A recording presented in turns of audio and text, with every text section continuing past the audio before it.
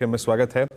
अच्छा, पहले आपको बता दूं, मैं यहाँ पे अभी कुछ दिनों पहले ही वित्त मंत्री के साथ जो प्री बजट मीटिंग्स थी उसमें नीलेश जी उपस्थित थे। थोड़ा सा उस बैठक में क्या हुआ, चिंता क्या थी, किन किन मुद्दों पे बातचीत हुई, सब पे करेंगे बातचीत। लेकिन नीलेश जी, सबसे पहले ये जो 2 दिन पहले भारत को T20 वर्ल्ड कप में जीत मिली है, उसकी आपको भी बहुत बहुत शुभकामनाएं।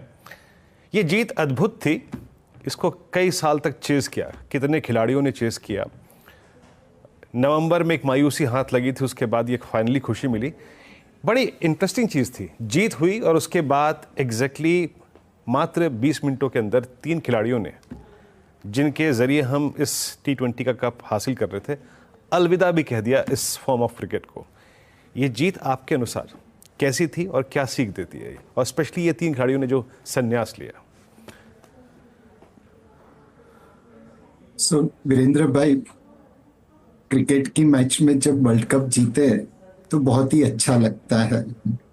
आज भी मुझे याद है 1983 का वो दिन, जिस वक्त हमने वर्ल्ड कप जीता था पहली बार अगेंस्ट ऑल एक्सपेक्टेशन, एंड पूरे भारत में एक आनंद की लहर आ गई थी। तो बहुत बधाई है इंडियन क्रिकेट टीम को। एंड जैसे सुनील गावस्कर ने कहा था कि you should retire when everyone is asking why, rather than people asking when are you retiring। तो ये तीनों दिग्गज ने भारतीय क्रिकेट में बहुत बड़ा योगदान दिया, एंड अभी भी हमें उनका सपोर्ट मिलता रहेगा। टेस्ट मैच में और वनडे में उन्होंने सिर्फ T20 से रिटायरमेंट ली है।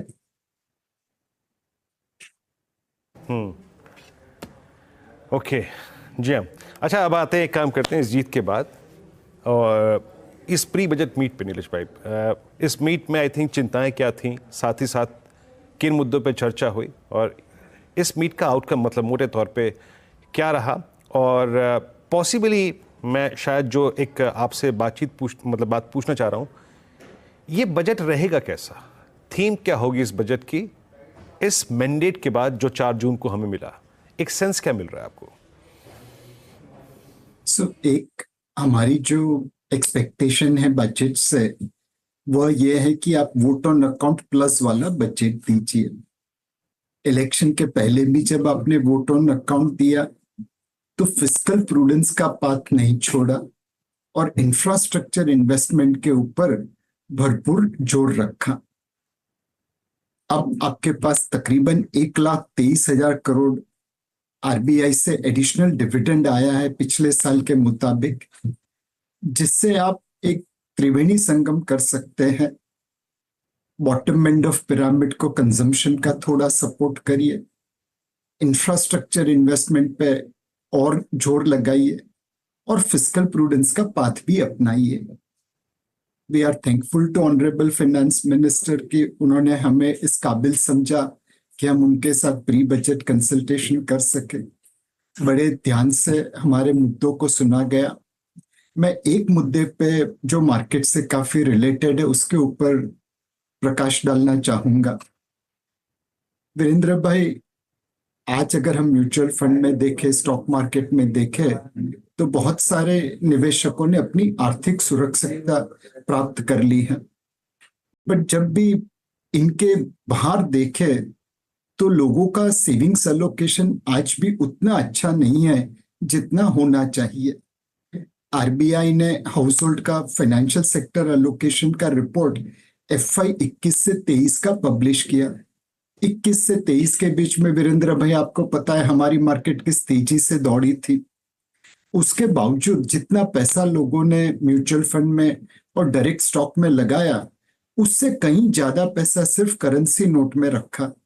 कैश जो एक बर्फ की तरह महंगाई के सामने पिघलने वाली है, वहां पे लोगों ने ज्यादा निवेश किया, और इक्विटी मार्केट, शेयर्स, डिबेंचर्स, जहां पे इन महंगाई से ज्यादा रियल रिटर्न मिलने वाला है, वहां पे बहुत कम निवेश किया। तो हमने फाइनेंस मिनिस्टर से यही गुजारिश की कि सेबी के डायरेक्शन में, सेबी की निगहबानी में हम म्यूचुअल फंड सही है कि कैंपेन चलाते हैं, लोगों में फाइनेंशियल अवेयरनेस पैदा करने की कोशिश करते हैं। अब हमें आपका सहारा चाहिए, आपकी निगहबानी चाहिए। जैसे आपने जनधन के जरिए हर भारतीय को बैंक अकाउंट प्रदान किया, वैसे जन निवेश के द्वारा हम हर भारतीय को कैसे आर्थिक सुरक्षा प्रदान कर सके ताकि उनका पैसा करेंसी नोट की जगह पे mutual fund, bank deposits, insurance policies में निवेश हो सके। तो ये जन निवेश की योजना बहुत जरूरी है ताकि हर भारतीय भारत की ग्रोथ स्टोरी में हिस्सेदारी रख सके। अच्छा नीलेश भाई, बिल्कुल बात आपकी सही है और म्यूचुअल फंड्स ने वेल्थ क्रिएट करी और यकीन मानिए मैं खुद अपने लिए, अपनी बेटी के लिए म्यूचुअल फंड्स का ही सहारा लेता हूँ उसके भविष्य के। आई थिंक जो भी मैंने पैसा रखा है उसके लिए। लेकिन बीते 6 महीने से कभी स्ट्रेस टेस्ट, फिर उसके बाद आई थिंक एक खबर अभी कुछ दिनों पहले और आई थी जिसका मैं यहाँ पर उल्लेख नहीं करना चाहूँगा। म्यूचुअल फंड्स को लेके थोड़ी नेगेटिव न्यूज़ फ्लो, इस पर आपका एक व्यू चाहूँगा। इससे कोई इम्पैक्ट पड़ा है क्या फ्लो की तरफ? सी, अल्टीमेटली आपका काम बोलता है। म्यूचुअल फंड इंडस्ट्री में सबसे बड़ी चीज जो है वो सेबी की निगहबानी है। उनके रूल्स, रेगुलेशंस, ट्रांसपेरेंसी, डिस्क्लोजर पूरी दुनिया में अव्वल दर्जे पे हैं। हम कई बार बाहर के निवेशकों से मिलते हैं एंड जब भी कोई निवेशक पैसा देना चाहता है ड्यू डिलिजेंस करता है। उनके ड्यू डिलिजेंस में उन्हें जितनी इंफॉर्मेशन चाहिए वो सिर्फ हमारी फैक्टशीट में से वो ले सकते हैं। वो हमेशा हमें तारीफ करते हैं कि आपके जितना डिस्क्लोजर तो हमने दुनिया की कोई मार्केट में नहीं देखा। जब आप इतने ट्रांसपेरेंट है, जब आप इतने यू नो डिस्क्लोज करते इंफॉर्मेशन को, तो हो सकता है कि कुछ न कुछ इंफॉर्मेशन को लोग गलत तरीके से इंटरप्रेट करके उसमें एक रोदा डालने की कोशिश करेंगे। एक मतलब किस्सा कहूंगा। कोविड के समय में एक बड़े म्यूचुअल फंड ने टेम्पररीली अपना रिडम्पशन स्थगित किया था। उस समय एक साउथ बेस्ड इंस्टीट्यूशन ने प्रेस रिलीज इश्यू की थी कि म्यूचुअल फंड इंडस्ट्री का 15 लाख करोड़ का घोटाला है। उस समय मेरा total date AUM 12 lakh crore के आसपास था इंडस्ट्री का। 12 लाख करोड़ में कोई 15 लाख करोड़ का गबन कैसे कर सकता है? उस 12 लाख करोड़ में हमारे पास गवर्नमेंट सिक्योरिटीज थी, पीएसयू कंपनीज थी। आप ये इंटरप्रेट कर रहे हैं कि सरकार दिवालिया बन चुकी है, सरकार बंद हो गई है। तो लोगों ने लिखने में कुछ सोचा नहीं, हेडलाइन कमाने के लिए उन्होंने प्रेस रिलीज इश्यू कर दी। जनरली मतलब आप वीकेंड में ये कर दो तो आजकल सोशल मीडिया में अपने आप घूमने लगता है। हमें 3-4 दिन लगे लोगों को समझाने के लिए कि भाई हमारे पोर्टफोलियो देखिए और फिर नतीजे पे पहुंचिए, लोगों के बहकावे में मत आइए। म्यूचुअल फंड में धीरे धीरे निवेशकों का विश्वास बढ़ रहा है और उसका मूलभूत कारण यही है कि सेबी के रूल्स रेगुलेशन हमारी इंडस्ट्री को सही राह पे चलने दे रहे हैं। तो न्यूज का इंटरप्रिटेशन, डेटा का इंटरप्रिटेशन अलग अलग हो सकता है। मैं सभी निवेशकों से एक ही निवेदन करूंगा, आप हमारी फैक्टशीट देखिए, आपको जो कॉल लेना है लीजिए, लोगों के बहकावे में मत आइए।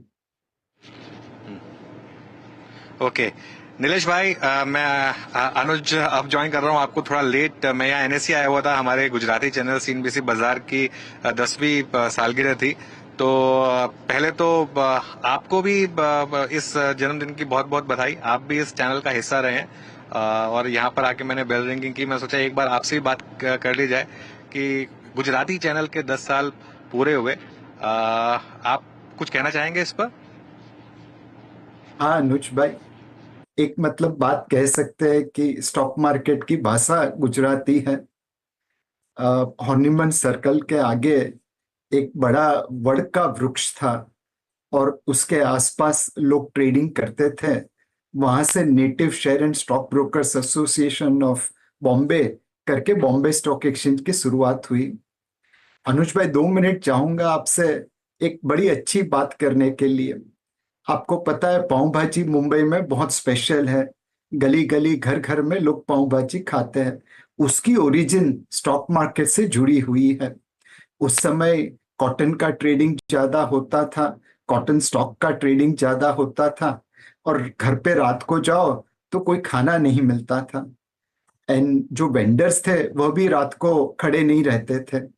तो जितनी सब्जी आसपास में बचती थी वो जमा करके भाजी बनती थी। रोटी बनाने का तो समय नहीं था, इसलिए वो पाव खाते थे। और स्टॉक मार्केट के जरिए पूरे मुंबई को और इंडिया को पाव भाजी मिली। तो ऐसी बहुत सारी बातें हैं स्टॉक मार्केट से जुड़ी हुई, और उसमें गुजराती भाषा का योगदान काफी बड़ा है। बहुत गर्व होता है जब सीएनबीसी बाजार ने आज 10 साल कंप्लीट किए, लोगों को ट्रेडर से इन्वेस्टर बनाने के लिए प्रोत्साहित किया, फाइनेंशियल अवेयरनेस किया। और मैं वीरेंद्र भाई से यही बात कर रहा था कि म्यूचुअल फंड्स में लोगों ने काफी पैसे बनाए हैं, आर्थिक सुरक्षितता प्राप्त की है, लेकिन आज भी बहुत सारे लोग हैं जो म्यूचुअल फंड से जुड़े नहीं हैं। तो हमने प्री बजट कंसल्टेशन में ऑनरेबल फाइनेंस मिनिस्टर से यही गुजारिश की कि हम लोग अपनी तरफ से अंधेरे में दिया जलाने का प्रयत्न करते हैं। सेबी की निगहबानी में म्यूचुअल फंड सही है, इन्वेस्टर अवेयरनेस प्रोग्राम चलाते हैं, बट जनधन की तरह एक जन निवेश योजना करते हैं, सब लोग मिलके काम करते हैं। और ये जो अंधकार है फाइनेंशियल अवेयरनेस का, फाइनेंशियल इन्वेस्टमेंट का, उसे दूर करने का प्रयत्न करते हैं। बिल्कुल, बहुत सही बात कही नीलेश भाई आपने। अच्छा, अब थोड़ी सी मार्केट की बात कर लेते हैं। अभी भी नीलेश भाई मिड कैप और स्मॉल कैप के वैल्यूएशंस कम होने को तैयार ही नहीं है। मतलब क्या यहाँ पर ये जो बेहिसाब पैसा चेज कर रहा है इक्विटीज को, एक तरीके से तो खैर ये आपको बता रहा है कि देश में कितना बड़ा इक्विटी कल्ट है, लेकिन क्या रिस्क और बढ़ते जा रहे हैं मिड और स्मॉल कैप में नीलेश भाई? आज भी मिड कैप इंडेक्स ने ऑल टाइम हाई लगाया। अनुज भाई, मेरे हिसाब से पूरी मार्केट की जगह पे हमें नाउ बॉटम अप देखना पड़ेगा। कुछ मिड कैप्स में वाकई एक्सपेंस वैल्यूएशन बहुत महंगा लगता है, एंड हमारी समझ के परे है कि ये मिड कैप्स या स्मॉल कैप्स इस वैल्यूएशन पे क्यों ट्रेड कर रहे हैं।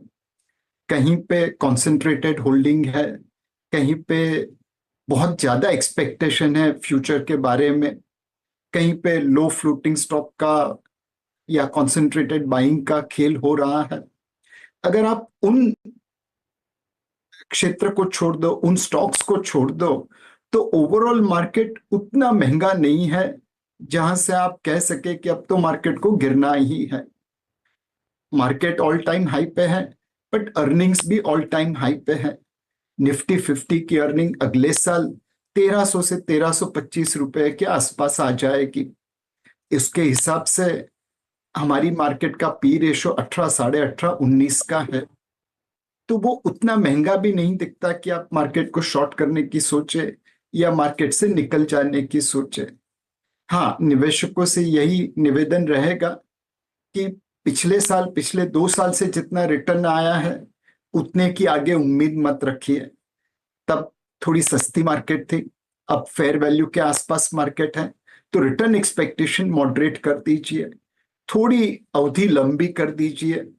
पिछले 6-12 महीने में तो जो लिया आज वो कल बढ़ गया, शायद ऐसा समय आगे नहीं रहेगा। एंड स्पेशली जहां पे वैल्यूएशन बहुत महंगा है, लो फ्लोटिंग स्टॉक की वजह से, कॉन्सेंट्रेटेड बाइंग की वजह से, या बहुत एक्सपेक्टेशन है फ्यूचर के बारे में, वहां पे सावधानी बरतिए। धीरे धीरे धीरे करके वहां से प्रॉफिट बुक कर सकते हैं। नीलेश भाई, अभी अर्निंग सीजन शुरू होने वाला है, कोई खास पॉकेट है जिस पर आपकी नजर रहेगी जहां आपको लग रहा है कि शायद वाओ अर्निंग्स आ सकती है मार्केट में? अनुज भाई, इस बार मतलब मार्केट ने ज्यादातर करके सब डिस्काउंट कर लिया है। अगर प्राइवेट बैंक्स के निम्स अगर बैंकिंग सेक्टर में निम्स थोड़े कम होंगे तो वो मार्केट ने डिस्काउंट कर लिया है। कंज्यूमर ड्यूरेबल, स्पेशली जो गर्मी से लड़ रहे थे, वहां पे रिकॉर्ड सेल्स हुई है, तो प्रॉफिट बढ़ेगा, वह भी डिस्काउंट हो चुका है। मेरे हिसाब से इस बार इस रिजल्ट में एक्सपेक्टेशन के सामने क्या डिलीवरी होती है वह वाव फैक्टर बनाएगा। अगर आपने 100 रुपए की एक्सपेक्टेशन के सामने 102 रुपए की अर्निंग कर दी तो वो बहुत अच्छी गिनी जाएगी, और 99 रुपए की कर दी तो शायद वो उम्मीद से कम होने के लिए गिर जाएगी। तो एक्सपेक्टेशन क्या बिल्ट हुई है और उसके सामने क्या नतीजे आते हैं, उसके ऊपर मार्केट का दारोमदार रहेगा। 2 सेक्टर ऐसे हैं जहां पे लोग फ्यूचर कमेंटरी के बारे में बहुत ज्यादा ध्यान देंगे रिजल्ट से। एक है आईटी सेक्टर, नतीजे कैसे भी आए लोग ये उम्मीद रखेंगे कि भाई आप आगे के बारे में क्या गाइडेंस देते हो, क्या आपको वॉल्यूम ग्रोथ दिखता है, क्या आपने रिक्रूटमेंट चालू की, क्या जितने अपॉइंटमेंट लेटर आपने दिए हैं उतने बच्चे आपके कैंपस पे आ गए हैं, and most importantly artificial intelligence के जमाने में आप उसे कैसे एडॉप्ट कर रहे हैं। दूसरा सेक्टर है केमिकल सेक्टर, वहां पे लोग कंपनीज ने कैसे कॉस्ट कंट्रोल किए और कैसे चाइनीज डंपिंग के सामने जूझ रहे हैं, उसके ऊपर फोकस रहेगा। तो इस बार नतीजे ज्यादातर प्राइस हो चुके हैं, तो एक्सपेक्टेशन से जो अच्छा डिलीवर करेगा उसके स्टॉक चलते रहेंगे।